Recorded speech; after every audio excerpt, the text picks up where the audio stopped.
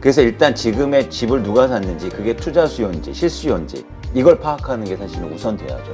양이 증가한 거와 동시에 질도 변해야 됩니다. 지금 전세 보증금에서 평균적으로 38%가 대출로 이루어져 있어요. 그래서 전세 가격 상승률을 여러분 보시는 게 아니고요, 수준으로 모두 다 거기다 수렴하는 게 중요해요.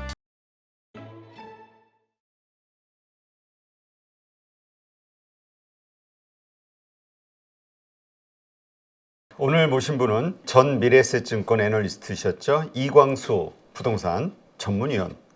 이제 전이 됐네요. 안녕하십니까. 일단 인사를 드리고. 네, 안녕하세요. 어떻게 그 회사를 용감하게 박차고 나오셨어요? 잘렸습니다. 아, 이것도 참. 네, 우리 그 슬픈 이야기는 좀 이따가 자세하게 한번 들어보도록 하고요. 네. 지금 4월 달 부동산 매매와 관련해서 거래량이 계속 늘고 있다, 이런 뉴스가 나오는 것 같아요. 네. 그럼 실제로 이제 어떤 분들은 바닥을 찍고 이제 정말 이제 정상화로 가나 보다, 그러니까 상승세로 바뀌나 보다, 이렇게 생각하는 분들도 있거든요. 어떻게 네. 보시나요? 일단 제가 계속 강조했듯이 그 거래량이 추세적으로 증가하면 시장의 회복을 이야기하고 가격도 상승할 가능성이 높습니다. 그런 차원에서 이제는 정확히는 저희가 실거래 건수로만 보면 1, 2월에 증가했거든요. 그래서 이제 3월도 증가한다고 보고, 이제 4월이 되게 중요한데, 4월은 지금 수치가 좀 남아있긴 하지만 저는 좀 계속 증가하기 힘들어 보여요. 4월부터 좀 감소 추세를 보이지 않을까 예측하고 있고, 그렇게 되면 이제 거래량 증가하는 게 3개월에 불과하잖아요. 네. 그래서 저는 일시적이라고 보는 겁니다. 이 상황이. 그래서 최근에 거래량 증가하고 가격이 일부 회복한 건 일시적인 현상이다, 이렇게 보고 있습니다. 아, 그래요? 그러니까 지금 늘어난 것 때문에 다시 이제 상승으로 바닥을 찍었다, 상승 추세로 바뀌었다 생각하기에는 너무 이르다. 그렇죠. 그래서 사실은 뭘 봐야 되냐면, 지금 부동산 시장에서 누가 최근에 아파트를 샀느냐, 이걸 알아야 되거든요. 그래서 매수의 주체를 저희가 파악하는 게 되게 중요합니다. 근데 부동산은 아주 독특한 특성이 있죠. 뭐냐면 하나는 사용하면서도 투자 가치가 있는 거잖아요. 그래서 사실은 수요자도 두 개로 구분할 수 있어요. 뭐냐면 실수요자가 있고, 또 수요는 뭐냐면 투자 수요가 있는 겁니다. 근데 이 실수요는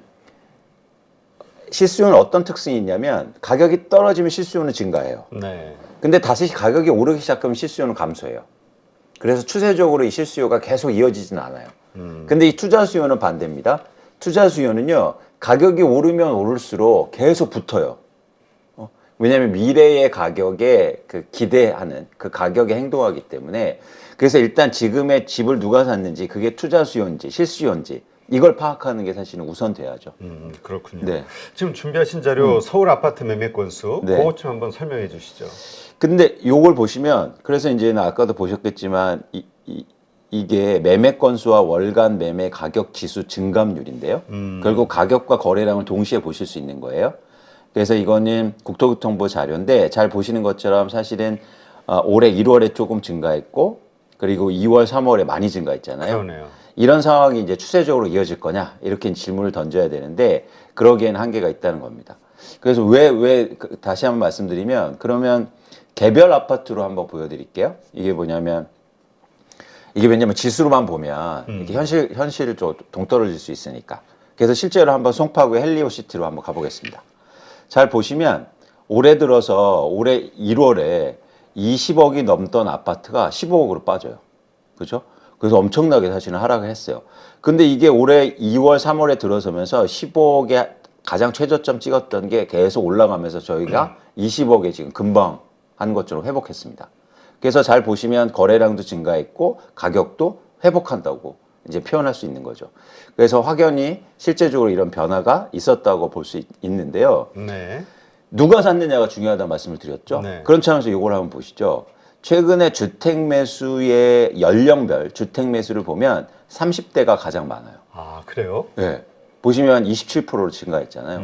근데 왜 갑자기 30대가 집을 많이 샀을까? 이 근본 이유는 바로 이 특례보금자리론이 일단 있었습니다. 정부 정책이죠, 이게? 그렇죠. 그러니까 상대적으로 금리가 낮고 소득과 상관없이 대출을 해주다 보니까 9억 이하의 아파트에서 대출이 일어났고 그러면서 이제 신규 매수세가 들어온 거죠. 그런데 이 물량이 상당히 했어요. 그래서 이런 매수세가 일시적으로 들어왔고 그러면서 시장의 회복을 이끌었다 이렇게 판단하고 있습니다. 그렇군요. 그러면 이 특례보금자리론 같은 경우는 언제 마무리가 되는 거죠? 금액으로 마무리되는 건데요. 지금 한 금액의 전체 금액에서 한 80% 정도가 소화가 됐어요. 많이 소화됐네요. 그런데 중요한 건 뭐냐면 이제 안 받습니다. 많이. 시중금리가 떨어졌잖아요. 그러네요. 네. 사람들이 되게 독특한 게 뭐냐면 시중금리가 6%막 이렇게 올라갈 때는 이 4%짜리가 굉장히 매력적으로 느껴진 거예요. 근데 지금 시중금리가 떨어져서 이게 특례보험자리 별로 매력이 없어진 거예요. 그렇게 매력이 있을 때는 막 대출 받아서 사고 싶은데 지금 상황은 또 그렇게 안 된다는 겁니다. 그래서 어쨌든 말씀드리고 싶은 거는 최근 가격의 회복을 이끌고 거래량 증가를 일으켰던 수요는 뭐다? 실수요라는 거예요. 근데 이 실수요가 지속되기는 힘들다라고 보고 있습니다. 근데 지금 말씀하신 대로 금리가 만약에 시중금리가 하락이 된다면 많은 분들이 지금 걱정했던 게 대출받은 거에 대한 이자 상승 부담, 네. 그다음에 또 더 앞으로 금리가 올라갈까에 대한 두려움 이런 것들 때문에 집 사는 거를 좀 미뤘었는데 네. 혹은 뭐 포기했었는데 네. 지금 금리가 다시 떨어졌다 그러면 다시 이제 상승할 수 있겠구나라는 기대감을 가질 수도 있지 않을까요? 그런데 말씀드렸죠. 이 실수요는 뭐냐면 기대로 움직이는 게 아니라 가격이 오르면 줄게 돼 있다고요. 그러니까 높은 가격을 예를 들어서 은행에서 싸게 대출해 준다고 막 대출 받아서 높은 집을 사진 않는단 말이에요. 집 가격이 더 떨어져야 소비 심리가 살아난다. 그렇죠. 그게 실수요의 특징이에요. 근데 말씀하신 것처럼 금리가 떨어지고 시장에 회복 기대감이 있으면 투자 수요가 들어와야 돼요. 근데 투자 수요가 지금 안 들어오고 있어요. 왜냐하면 이따도 말씀 다시 드리겠지만 그거는 전세 가격 때문입니다. 그래서 전세 가격이 오르지 않는 한 한국의 특히 부동산 시장에는 투자 수요가 들어오기 되게 힘든 구조를 갖고 있거든요. 그런 차원에서는 아직까지 이런 일시적인 변화는 있지만 추세적으로 시장이 뭐 가격이 계속 오르기는 힘들다고 저희가 보고 있는 겁니다. 네, 그렇군요. 지금 그렇다면 매수 시기 지금 조율하고 있는 어떤 그 실수요자들 이런 분들 입장에서는 어떻게 지금 상황을 봐야 되는 거죠? 그러니까 왜냐하면 불안해서 그러거든. 자꾸 이게 더 떨어질 거라고 물론 처음에 생각을 했는데 보니까 자꾸 올라가는 분위기가 느껴지니까 아이고 이러다 또 놓치겠다. 이 느낌 때문에 좀 다급해지는 조바심이 나는 분들이 늘어나고 있다. 요즘 그러더라고요. 맞습니다. 그런데 사실은 저희가 이제 실수요와 투자 수요를 구분하긴 했지만 저는 실수요 분들도 투자하는 관점에서 봤으면 좋겠다. 그래서 지금 과연 부동산을 투자하기 좋은 시점인가라고 보면 사실 시각이 완전 달라지거든요. 그러니까 가격은 굉장히 비싸고 다시 또 회복했고 그 다음에 사실은 시장에 이거 그래프 한번 보시면 아까 제가 전세 가격도 말씀드렸지만 지금 갭 투자하는 수요 비율이에요. 확실히 줄고 있죠. 뭐냐면 투자 수요는 대부분 전세를 끼고 사는데 그게 이제 갭 투자라는 건데 그런 수요가 확연히 줄고 있다는 거죠. 그래서 이게 증가하는 구간에서 시장이 완연한 회복이 일어나는데 그러기는 사실은 좀 힘들다. 그래서 저는 실수요 분들도 투자 수요가 어떻게 움직이지? 그리고 시장이 진짜로 회복할 수 있나 이런 관점에서 보였으면 좋겠다. 일시적으로 가격이 떨어지면 실수요가 붙으면서 회복은 나타날 수 있지만 구조적으로 지속되긴 힘들고 다시 이제 떨어질 겁니다. 또 하나 말씀드리고 싶은 건 뭐냐면 아까도 제가 헬리오시티가 뭐 15억 빠졌다 그러는데 여러분들이 그 집을 사고 싶어도 살 수 없었어요 지금. 왜냐하면 제가 이런 표현을 쓰는데 많이 떨어졌었는데 많이 빠지지 않았어요. 네. 어떤 거냐면 양이 많지 않았어요. 그러니까 그동안 뭐 급매물이 한두 개 나올 뿐이지 전체적으로 많은 물량이 나와서 시장에서 뭐 그 거래가 활발하게 되고 이런 건 아니었단 말이죠. 근데 앞으로는 그렇게 빠진 양이 많아지는 그런 시장이 올 겁니다. 그 얘기는 기존에 버티던 분들이 포기하는 그렇죠. 그게 되겠네요. 그렇죠. 그래서 이게 되게 중요해요. 이 그래프를 한번 보시죠. 최근에 독특한 현상이 있어요. 요걸 보시면 네. 매물은 증가해요. 왜 가격이 회복하고 있고 사람들은 아까처럼 실수요자들은 막 살고 마음 급해지는데 왜 집을 갖고 있는 사람들은 시장에 물건을 내놓을까요? 이게 끝물이다라는 느낌. 그렇죠. 반대로 이래야죠. 가격이 구조적으로 계속 오른다고 생각하면 매물을 줄여야죠. 이거 보세요. 매물의 양이 2021년 6월에 갑자기 반토막 나지 않습니까? 이 헬리오시티 매도 물량인데 이게 왜 이때 매물이 이렇게 줄었을까요, 대표님? 그 더 오를 거라는 정부 정책 기대가. 그렇죠, 그렇죠. 이때 정부가 바뀌잖아요. 그러면서 막 규제 완화책이 나오니까 기대감으로 그래서 사실 한국의 집값이 굉장히 독특한 특성이 있어요. 이렇게 매물의 양이 급변합니다. 근데 시장이 매물이 확 감소하는데 감소하면서 시장이 변화를 일으키는데 최근에 이게 다시 증가하고 있다는 거예요. 가격이 회복한다고 막 상승한다고 하고 있는데도 그러니까 사실 이분들이 투자를 잘 하시는 분들이잖아요. 그렇죠. 그러니까 그렇죠. 지금 이미 기존에 가지고 있는 분들 입장에서. 그렇죠, 그렇죠. 어쨌든 집을 갖고 있는데 왜 근데 무주택자분들은 막 살려고 그러는데 이 사람들은 매물을 많이 증가시킬까? 그 이유는 사실 여기에 있습니다. 이건 뭐죠? 이거는 서울 전체의 매도 물량을 측정한 거예요. 아까는 헬리오시티였고 이제 비슷한 양상을 보이지만 아주 최근 모습만 한번 볼게요.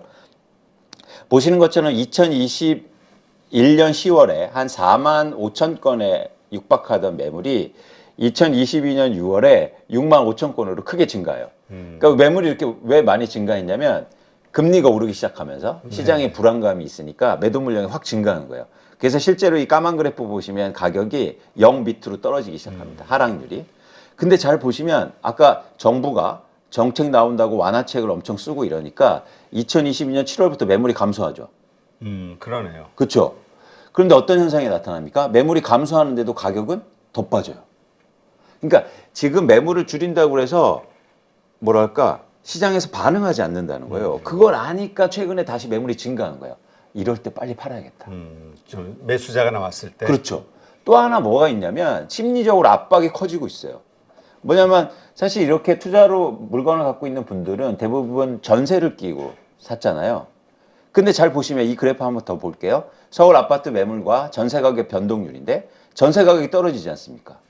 그러니까 사실은 전세를 내가 끼고 사는데 전세를 돌려줘야 할 형편이라는 거죠. 그러면 매물을 빨리 해소되는 게 사실 중요하고 개별 아파트도 한번 볼게요. 제가 자꾸 송파구 헬리오시티를 말씀드려서 그런데 저희가 이게 대단히 단지라. 대단히 단지라 저희가 통계적으로 의미 있는 수치가 나오고 또 하나 뭐냐면 최근 1분기에 가장 많이 서울에서 거래된 아파트예요. 아, 그래요? 그래서 이제 보여드린 건데 잘 보시면 이거는 전세 가격입니다. 전세 가격에 보시면 이게 2021년도에 거의 12억, 13억으로 크게 이렇게 많이 점이 몰려 있잖아요. 그러다 지금 어떻습니까? 8억대로 빠지고 있어요. 굉장히 많이 빠지고 있어요. 그러네. 예, 집값보다 더 빨리. 이러다 보니까 사실은 이런 것들이 만기가, 그러니까 2021년 말에 계약했으면 언제 만기가 돌아옵니까? 2년이니까. 2023년. 23년 말. 그래서 이런 것들이 이제 점차 다가오니까 사실 집을 갖고 투자 목적으로 집을 갖고 있는 분들이 시장의 매물을 증가시키고 그러면서 앞으로 사실은 가격의 하락폭이 좀 더 커질 수 있다고 보는 겁니다. 그렇군요. 그렇다면 실질적으로 그래도 우리가 어떤 반전의 계기로 거래 증가가 일어났을 때 이 상황이 바뀌어진다, 이 시그널로 본다 이런 얘기 나눴었잖아요. 네네. 그럼 그때는 어떻게 우리가 아는 거예요? 지금은 아니라고 보는데 또 어떨 때는 야 이제 가격이 반전의 신호가 나왔다 이렇게 보는 똑같은 데이터인데. 일단 아주 단순한데 아까 말씀드린 것처럼 거래량이 추세적으로 증가해야 돼요. 뭐 3개월 정도 증가해서는 안 된다는 거죠. 아, 최소한 4개월, 5개월 이상 증가하는 모습을 보여야 됩니다. 그래서 그게 되게 중요해요. 거래량이 증가한다는 건 어떤 의미냐면 수요가 많아진다는 얘기잖아요. 그렇죠. 그래서 아까 말씀드린 것처럼 수요가 일시적으로 증가할 수 있어요. 가격이 빠지면. 근데 수요가 추세적으로 증가하는 수요여야 돼요. 그 수요가 그러면서 수요가 증가하면서 거래량이 추세적으로 회복하면 그 수요는 어떻게 특정할 수 있다? 투자 수요라고 저희가 볼 수 있는 거예요. 그런데 지금의 시장은 투자 수요가 아니다. 실수요다. 실수요가 아니다. 네. 네. 그렇다면 지금이 그 매수 타이밍은 아니다. 이건 인정하더라도 네. 집값이 이제 더 이상 빠지지는 않을 것이다. 이렇게 생각하는 분들 이건 맞을까요? 바닥은 이미 확인했다. 여기에서 지지부진 뭐 횡보하겠지 이런 기대감. 지금 그러니까 제게 이번 1분기에 그 격차가 컸어요. 일부 아파트는 아예 거래가 또 안 됐고 그래서 지금 하방이 얼마고 가격 하락폭이 어느지 측정도 안 돼요. 그리고 거래되는 일부 아파트는 아까처럼 막 40%도 빠진단 말이죠. 근데 저희가 그렇게 40%가 바닥이 돼 이렇게 말씀드리긴 힘들어요. 근데 중요한 건 뭐냐면 제가 양적인 측면에서 바닥이 안 왔다고 보는 겁니다. 이제 많은 아파트들이 네. 그 30, 40%를 봐야 돼요. 그런 시기가 남아 있다는 거예요. 일부 아파트만 지금 그런 상황이니까. 그러니까 이거는 그 일단은 추세적으로도 늘어나야 되는 것도 있지만은 그 거래량이 지금 말씀하신 대로 이 매물이 더 많이 증가가 돼야 된다. 그렇죠. 그렇죠. 그리고 매물의 증가하고 같이 어떤 게 증가하냐면 양이 증가한 거와 동시에 질도 변해야 됩니다. 질이라는 건 뭐 강남? 아니요, 가격. 내놓는 것만 증가해서는 안 되고 가격을 낮추면서 내려놔야죠. 이것도 중요해요. 근데 대표 한번 생각해 보세요. 내가 집을 갖고 있는데 집을 왜 가격을 낮춰서 내릴까요? 빨리 팔려고? 그렇죠. 근데 그거는 단순하게 뭐 금리 상황이 아니라 실제적으로 자기한테 영향이 있을 때 그런 현상들이 많이 일어나거든요. 그렇죠. 그렇죠. 그래서 전세가 중요한 거예요. 근데 제가 이렇게 말씀드리면 뭐 동의 안 하신 분들 계시겠지만 한국에서 다주택자들은요 돈이 없는 분들이 많습니다. 레버리지를 많이 겪기 때문에. 그러니까 보통 갭 투자 한다고 하잖아요. 그렇죠. 그게 사실은 예를 들어서 비싼 아파트일수록 더 커요. 그리고 아까처럼 그래서 전세 가격 하락에 대한 영향이 되게 크게 미칠 거예요. 네. 그러면 어쩔 수 없이 파는 상황들이 나올 수 있다는 거죠. 그리고 요거 한번 그래프도 보세요. 이게 뭐냐면 한국에서 이렇게 전세 가격이 빠진 건 IMF 이후로 처음이에요. 아, 많이 빠졌네요. 네. 근데 이게 더 빠지는 거예요, 지금. 하긴 지금 이미 뭐 전세 사기라는 용어가 나올 정도로 그렇죠. 깡통 전세니 그렇죠. 지금 상당히 문제가 심각하죠, 사회적으로. 네, 네. 그래서 저는 이제 뭐 시장을 분석하는 입장에서는 이렇게 전세 가격이 빠졌을 때 시장이 또 어떤 변화가 일어날지를 좀 관심 있게 보고 싶은 겁니다. 리스크가 되게 크다는 거예요. 이거는 제가 지난번에 나와서 말했지만 이건 일종의 전세런이에요. 뱅크런처럼. 돈 돌려달라는 거예요. 그렇죠. 근데 이게 또 있어요. 내가 전세를 살고 있는데 그러니까 마찰적 비용이 있잖아요. 그러니까 예를 들면 전세 가격을 낮춰달라고 하고 싶은데 내가 이사되는 비용도 있고. 그렇죠. 그래서 사실은 이게 수요가 전세 수요가 뭐냐면 약간 비탄력적인 특성은 갖고 있어요. 약간은 아니지만 굉장히 많이. 그러니까 지금 뭐 옮기면 애들 학교도 전학해야 되고 친구들 헤어지고 뭐 이러니까 에이 그냥 조금 비싸도 귀찮다. 그렇죠. 여기 있자. 그렇죠. 근데 두 가지가 달라진 겁니다. 첫 번째는 내가 계약한 것보다 지금 거래되는 게 너무 많이 빠지고 있어요. 너무 많이 빠졌다. 두 번째는 뭐냐면 이 그래프 한번 보세요. 지금 전세 보증금에서 평균적으로 38%가 대출로 이루어져 있어요. 그러니까 내 돈이면 그렇죠. 내 돈이면 사실은 아이 그래 마찰 비용이 크니까 그러니까 내가 조금 협상해서 뭐 1억만 돌려달라고 해서 살자 이럴 수는 있는데 지금 갖고 있는 10억의 전세 중에서 3억 8천이 대출이에요. 그래서 지금 임차인들이요 그 이자 비용 대려냐고 힘들어요. 그 때문에 적극적으로 내리려는 노력을 할 겁니다. 그렇죠. 그 생돈 나가는 거니까 아깝죠. 네, 그러니까 그러기 차원에 사실은 그 노력들이 지금 엄청나요. 그래서 막 지금 뭐랄까 내용 증명 보내고 지금 요즘 집주인분들이 전화를 안 받는다는 거잖아요. 무서워서. 네. 근데 예전에는 그냥 이렇게 해서 넘어갈 수 있는데 사실 그럴 형편이 지금 아니다. 임차인분들도. 또 하나 중요한 특징이 뭐냐면 그러면 전세 가격이 이렇게 떨어지면 보통 재화 가격이 떨어지면 수요가 증가하잖아요. 네. 근데 전세 가격이 떨어진다고 전세 수요가 증가합니까? 그건 뭐냐면 여기에서 보였어요. 이 데이터를 보시면 이거는 확정일자 기준으로 해서 전세 건수예요. 안 변해요. 거의 비슷하네요. 그렇죠. 최근에. 왜냐면 아까 집값은 떨어지면 뭐 거래량도 빠지거나 이 진폭이 크잖아요. 그러니까 전세는 계속 유지돼요, 시장에. 무슨 얘기냐면 쉽게 말해서 내가 10억짜리 전세를 살고 있는데 가격이 전세가 5억으로 빠지면 대부분 다시 5억 근처에서 거래가 된다는 거예요. 이해하셨죠? 네. 집값은 빠지면 거래 안 할 수도 있잖아요. 그렇죠. 안 팔 수도 있잖아요. 근데 이거는 이렇게 빠지면 무조건 가는 겁니다. 수렴하는 겁니다. 다 만기가 돌아오니까. 어쨌든 되돌려줘야 되니까 다른 새로운 세입자를 찾아야 되고 그렇죠. 그 조건에 맞는. 그렇죠. 그렇다고 해서 내가 전세 가격 떨어졌다고 해서 빈집을 둘 수는 없잖아요. 그렇죠. 그래서 이 전세 시장의 변화가 아주 독특한 변화를 갖고 있다.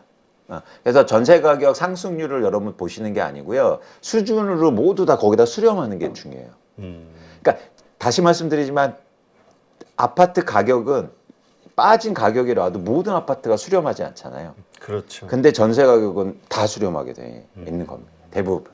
이게 이제 결국 이런 현상은 또 결국 집값을 끌어내릴 것이다. 그렇죠. 그렇죠. 근데 지금 나오는 뉴스 가운데서 그 우리가 전제가 부동산 매물이 지금 늘고 있고 앞으로 더 늘 것이다 이렇게 얘기를 했는데 나오는 신문 기사들 가운데서는 부동산 매물이 전국적으로 좀 줄어들고 있다 이런 얘기도 있나 봐요. 그거는 언제 기준으로 보느냐인데 이거 제가 보여드린 것처럼 사실 월간으로 하면 늘고 있잖아요. 근데 전주보다 줄어들었다. 아, 이럴 수 있죠. 이럴 수 있죠. 이래서 거래가 되면 매물이 줄잖아요. 그렇죠. 근데 저희가 부동산을 어떻게 전주로 봅니까? 최소한 월 단위는 봐야 된다. 그렇죠. 최소한. 어? 그래서 물론 뭐 전주로 볼 수 있어요. 그래서 전주 대비해서 뭐 2% 줄었다. 여러분 내 집 마련하시 전혀 도움이 안 되는 정보다. 그렇게 말씀드리고 싶네요. 네, 네. 알겠습니다. 이러한 부분들을 지금 집을 살려고 생각하시는 분 혹은 팔려고 생각하시는 분들은 잘 한번 참고하시면서 의사결정에 네. 네, 도움이 좀 돼야 되겠네요. 네. 이 정도쯤에서 네. 우리 그 아까 잘리셨다고 우스갯소리로 얘기하셨는데 앞으로 뭐 어떻게 하실 생각이세요? 아니 대표님 뭐냐면 제가 애널리스트를 오래 했잖아요. 그러면서 예를 하나 들어볼게요. 제가 막 부동산 가격 오를 때 떨어진다고 막 그러지 않았습니까? 그래서 뭐 욕도 많이 먹고 뭐 사실은 막 비난하시는 분도 많았죠. 근데 저희가 이제는 제가 전 증권사를 다니니까 이렇게 지점 세미나를 다녀요. 다니는데 그러면 전국을 다녔겠죠. 네. 근데 제가 막 부동산 오를 때 떨어진다고 하니까 사람들이 별로 안 와요. 그래서 수도권의 도시에 갔더니 부러 이제 3, 40대 분들이 많이 사는 그런 또 갔더니 사람들 안 모여요. 한 3, 4명 모여요. 그래도 뭐 하락하게 된다는 말 하겠지. 그래야지. 그러면서 뭐 그거 들을 필요 있겠어요. 지금 이렇게 집값이 오르는데 그런 거. 근데 제가 깜짝 놀랐어요. 압구정동에 갔는데요. 꽉 찼어요. 사람들이. 저는 이거 문제가 있다. 압구정동은 우리나라에서 가장 부촌이 아닙니까? 그렇죠. 부자들은요, 딴 생각을 하고, 그리고 정부에서도 그렇게 사실은 스스로 노력해요. 그런데 그렇게 집값 오를 때 사실은 저는 무주택자분들한테 더 만나고 싶고 얘기하고 싶었는데 그분들은 만날 수가 없었어요. 저를 안 찾으니까. 저는 여기서 약간 반선적 고찰을 좀 하게 됩니다. 저는 그래서 이제 그런 분들한테 더 적극적으로 정보를 좀 알려야겠다. 그래서 그분들이 내 집 마련하시거나 사실 그런 데서 전 정부에서 부의 불평등이 온다고 보고 있거든요. 그래서 어쨌든 8.15도 저희가 독립 아닙니까? 그런 차원에서 저도 부동산에 여러분들한테 많은 정보를 좀 드리고 그래서 여러분들이 그 최소한 부의 불평등을 좀 줄일 수 있는데 제가 도움이 되면 어떨까? 그래서 이거 제가 준비하는데 제 애널리스트의 향후로의 화두가 이거예요. 투자한다면 예, 부의 불평등을 줄일 수 있을까? 그러니까 투자로 부자가 될 수 있을까? 아니요, 거기보다는 일단 출발점은 불평등을 줄이자. 아, 최소한. 그래서 저는 오히려 부가 없거나 그런 분들이 사실은 더 투자하셨으면 좋겠다.